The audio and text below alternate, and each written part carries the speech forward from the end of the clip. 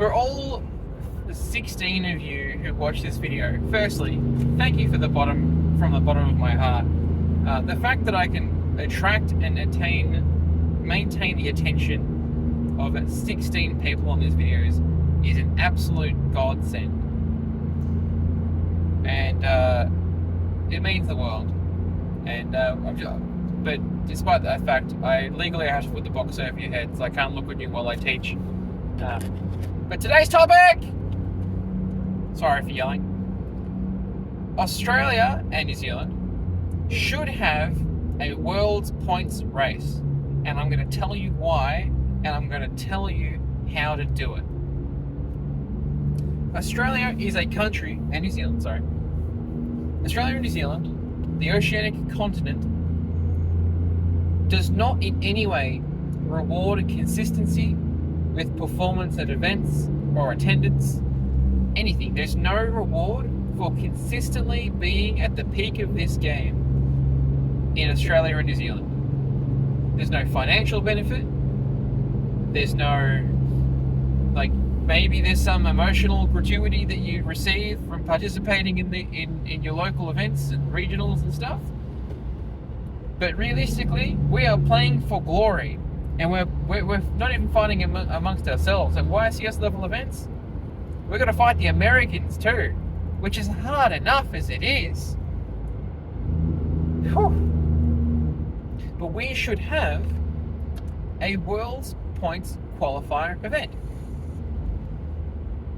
so that people who actually feel like turning up to OTS championships, regional events, state championships, YCS, maybe even stuff at the local level, or the points we would earn from local level would be diluted pretty drastically. So that the people who do want to perform, who do love this game, on a weekly basis, not just on a biannually basis or semi-annually basis, you should be rewarded and feel like that those efforts can be attributed to a bigger outcome, which is a seat at the table at the World Championship. How cool would that be? How incentivized would it be? How much of an incentive would it be for Konami to sell product if those products that are outside the testing window for YCS, Oceanics and States, how much more popular would they be if you were forced, if your players were actually considering purchasing large quantities of them to play the most recent meta decks, instead of just, if I buy a deck, a new deck right after YCS finishes, or let's say after Oceanics, I could buy a deck right after Oceanics ends. It could be the best deck in the room, it could be the best deck in the format, it could be a tier 0 deck, and then it'd be banned by the time YCS says, "No, come back! No, come back! I've missed you!" Oh dear. That's not going to come up very nicely on the recording. Lock in, please. And now I have to put the box back on your head. Shit. Sorry, fellas. Fell into my garbage bag. What was I saying?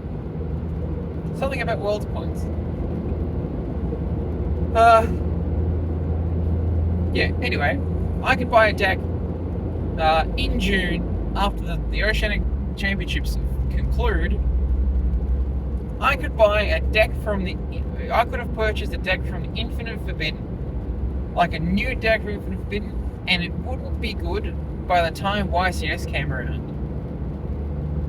I know, now in this example, Fiendsmith absolutely has survived so far. As far as we're aware, it's going to make it to YCS Sydney.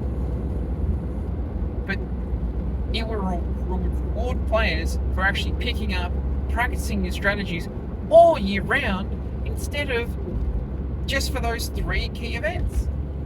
And it would certainly prevent me from just playing fucking Runick stun every time I see an event pop up. But how would we implement it? How many points do players get? When would we hold such a tournament? Firstly, you, at the beginning, I think you would need to register your intent to participate in the World's Race, and you would need to register which state you currently reside in. Because I know that some Melbourne players who are perhaps more seasoned and more practiced might just travel over to Tasmania to try and sneak in a few OTS championships, just to bolster their numbers, like get closer to a guaranteed win. It should be state by state. So all of Melbourne can scrap about how many points they're going to get. You have a points total, and I think you can say, well, what have we got? 7 states and territories. You can say 3 players from Melbourne, 3 players from Sydney, and 2 players from every other locale, based on highest points accrued across the season. Or maybe you can even do like best 4 finishes. Best 4 or 5 finishes, like do it how your fucking Pokemon's doing it these days. And those people, they don't immediately qualify to go to Worlds, but they sit down on the Friday of the Oceanics, they play their Worlds qualifier playoff before the main tournament begins. And I always thought there was a really cool system that the US and the UK, US and the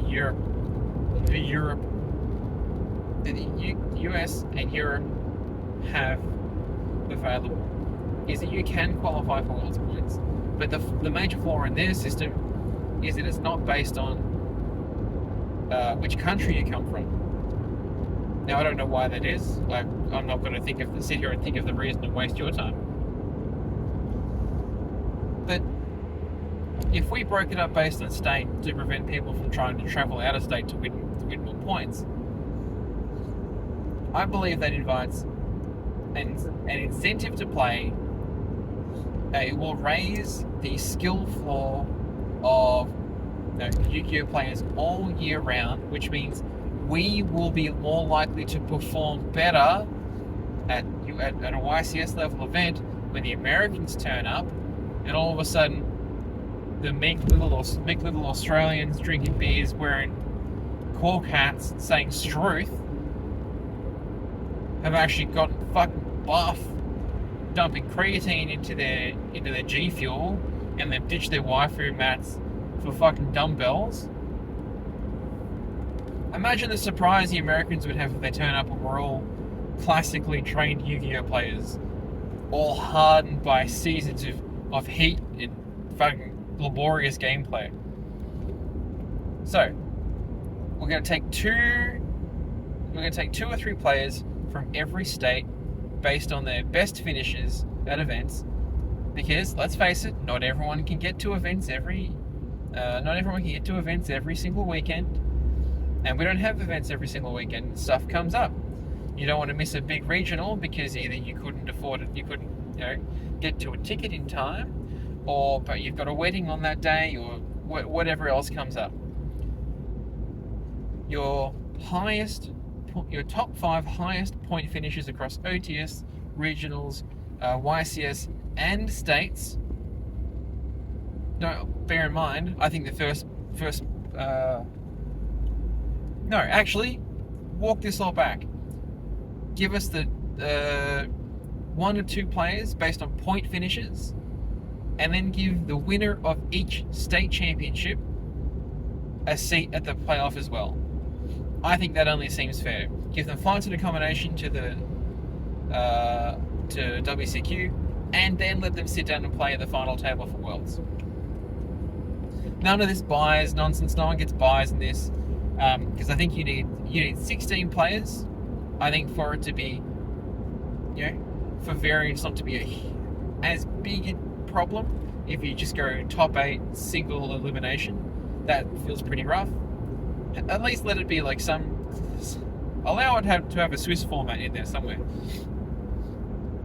and then the winner of each respective state championship. But states can carry points too. So if you come second at the state championship, you're not immediately kicked out. It does count toward your finishes. We all sit down for the playoff for at the beginning of the Oceanics. Maybe they run it on the Friday. Hell, maybe they could even run it on the Monday. Everyone's still there on Monday, pretty much. But yeah, well, like how cool would that be? And there's no reason we can't do it. It would be but only one person qualifies for Worlds off of that system. Still have the 2 players for first and second at the Oceanics for like winner and runner up, and then you have your Worlds points playoff attendee go as well. I think that only seems fair. And yet again, keep it state local, and you have to enforce, which you can through Neuron, I guess. I'm sure Neuron's going to have your state of origin on there, which prevents foreign players from coming over and trying the system out, and it prevents people from other states going. And by keeping it as a best 5 finishes, you avoid players who have grinded literally all season, from taking on players who have turned up to only a few events but performed consistently very high, rather than just playing the variance game. Law of large numbers means I will eventually win if I keep playing, right? But tell me what all of you think, because I think getting to the dream of going to Worlds in Australia is so minuscule, and it should be, right? It should be hard to do it, but I don't think it's fair to judge a player's worth based on their performance at one single event. Case in point, Oceanics in New Zealand last year, during the middle of like Snake-O format. Snake-O and like people were just beginning to figure out what the Ubel deck does. One day of we had the morning of the event, it was announced that for a 260 person event, maybe 300 person event, that it was cut to top 64. Now you would think, right, that surely benefits everyone, doesn't it? No, I think it just invites more variance.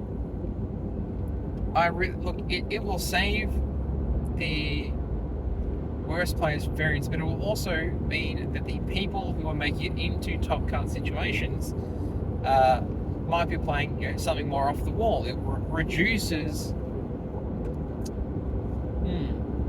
it increases the volume of different decks, different strategies that you might see in a top cut finish, which means that second place might be playing off against some fucking off the wall Ubel deck, and you just lose randomly for no reason.